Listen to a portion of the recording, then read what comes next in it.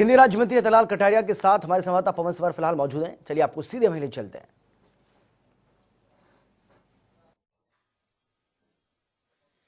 जी बिल्कुल, किसानों का आंदोलन 3 हफ्ते से लगातार जारी है और संत राम सिंह ने आत्महत्या की है। किसानों की जो हालत है उसको देखते हुए और साथ ही 20 से ज्यादा और किसानों की भी मौत हो चुकी है। मेरे साथ केंद्रीय राज्य मंत्री रतनलाल कटारिया बातचीत करने के लिए। कटारिया साहब, किसानों का आंदोलन तो अब लगातार नाजुक मोड़ में है और कई किसानों की मौत हो चुकी है। संत राम सिंह ने किसानों की दुर्दशा और उनकी हालत को देखकर आत्महत्या की। उन्होंने एक चिट्ठी आत्महत्या के दौरान जो लिखी है, सामने आई है, उसमें ये स्पष्ट हुआ है।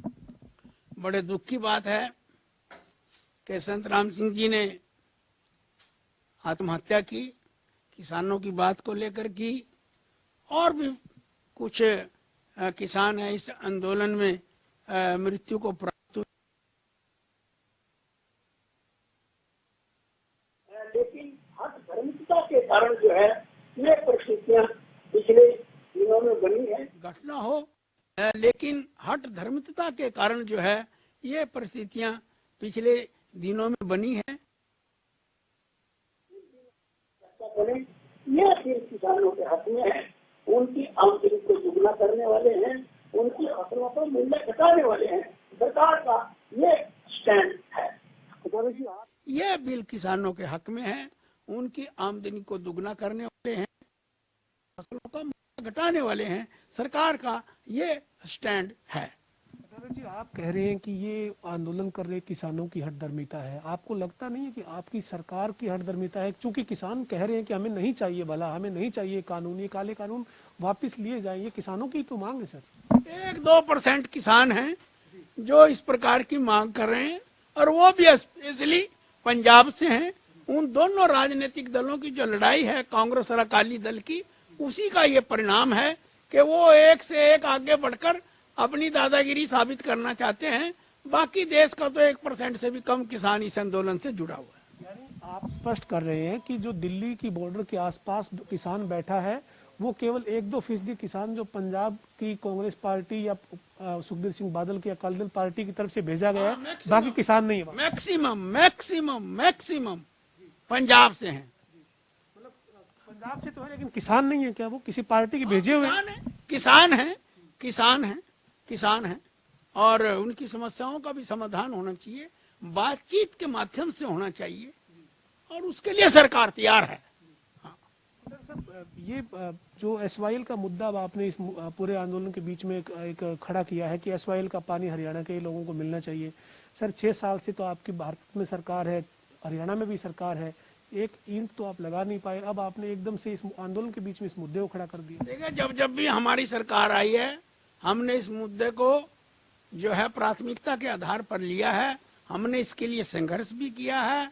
1985 में जब हमारा गठबंधन चौधरी देवीलाल के साथ था तो उन्होंने और डॉक्टर मंगल सेन जी ने एसवाईएल के निर्माण को लेकर जो है इस्तीफा दिया था।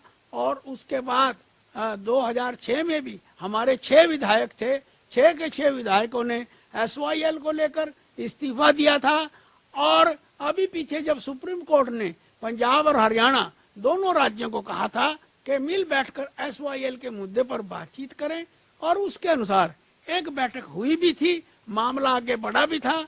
और अब कुछ समय के बाद वो आदरणीय हमारे जो अमरिंदर सिंह जी हैं उनके साथ बातचीत नेक्स्ट दौर की होने वाली है और उन्होंने कहा था कि चंडीगढ़ के अंदर ही बैठ के इस पे विचार करेंगे।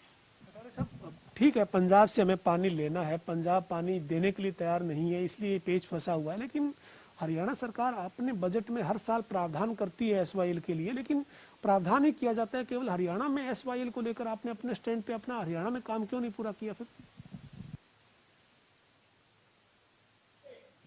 हम रातों रात सड़कें खड़ी कर सकते हैं, तो उस प्रकार से जहाँ पर भी थोड़े बहुत तहकीक का काम है तो एसवाईएल को भी हम रातों रात सर, लगातार इस आंदोलन में इस तरीके की बयानबाजी बीजेपी के नेताओं ने की। कभी कहा गया पाकिस्तान और चीन का समर्थन है, कभी कहा गया कि ये जो है वो किसानों का आंदोलन नहीं है। एक बार फिर आप कह रहे हो कि 1-2% किसान है, बाकी 90%, 99% किसान तो इस जो कानून है इसके पक्ष में। मैं कह रहा हूँ जो कानून है इसके पक्ष में, मैं कह रहा हूँ देश का 99% किसान इन कानूनों के हक में है। और हमने जो बैड एलिमेंट्स की बात की थी वो किसानों को नहीं कही है हमने वो बात। हमने तो ये बात कही है कि जो कनाडा में बैठे हुए नारे लगा रहे हैं, जो इंग्लैंड में बैठे हुए नारे लगा रहे हैं, उनका क्या मतलब बनता है भारत के आंतरिक मामलों में दखल देने का। ये बात भारत सरकार से आने वाली नहीं है किसी भी कीमत पर। बड़े शीर्ष के नेता हैं वो तो ये कह रहे हैं कि ये किसान आंदोलन है, लेकिन उसके बाद जो दूसरी पंक्ति के नेता है वो इस आंदोलन को लेकर अलग अलग बयानबाजी कर रहे हैं। देखिए, हम कह रहे हैं कि आंदोलन किसानों का है, लेकिन कुछ एक आधा एलिमेंट बाहर से भी आकर घुसकर इसे डिरेल करने पे लगा हुआ है, जो अपने राजनीतिक उद्देश्यों की पूर्ति के लिए मामले को सुलझाने में मदद की बजाय आग में घी का काम कर रहा है। अंतिम सवाल है कटारिया साहब, ये जो कृषि कानून वापस लेने की मांग किसान आंदोलन के जरिए किसान कर रहे हैं, रतन लाल कटारिया क्या इन कृषि कानूनों को वापस लिए जाने के पक्षधर हैं? देखिए, मैं इन कानूनों में किसानों के साथ टेबल पर बैठकर क्लॉज बाय क्लॉज डिस्कशन के पश्चात जो कोई परिवर्तन की बात आती है तो मैं उनका हिमायती हूं, ना कि सारे कानून को रिपील करने का हिमायती हूं। तो ये हमारे साथ केंद्रीय राज्य मंत्री रतनलाल कटारिया थे। कटारिया ने कहा है कि अगर जो कृषि कानून है उनके लिए जो टेबल पर बैठकर बातचीत हो और उसमें अगर कोई क्लॉज जिसको चेंज किए जाने की जरूरत है, अगर वो चेंज किए जाने की बात हो तो उसके ऊपर वो सहमत है, लेकिन इन कृषि कानूनों को वापस लिए जाने पर वो तैयार नहीं है। साथ ही रतनलाल कटारिया ने इस मुद्दे पर पंजाब की कांग्रेस सरकार और पंजाब की अकाली दल पार्टी को भी घेरा है।